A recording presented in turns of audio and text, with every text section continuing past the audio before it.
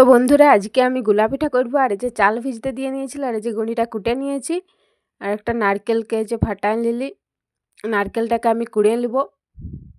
তোমরা হচ্ছে ছোট ছোট কাটেও দিতে পারো গুঁড়িয়ে। আর যে একটা কুড় নিয়ে যে ভালো করে কুড়ে নিচ্ছি। তো আমার কুড়া পুরা হয়ে গেল। আর এই যে এখন জল গরম করে নিব, আর চুলা ধরা নিয়েছি। গরম জলে গুঁড়িটা সানবো। আর এদিকে দেখো নারকেল কুড়াগুলার উপরে গুঁড়ি নিয়ে নিচ্ছি, আর একটু নুন দিয়ে দিলি।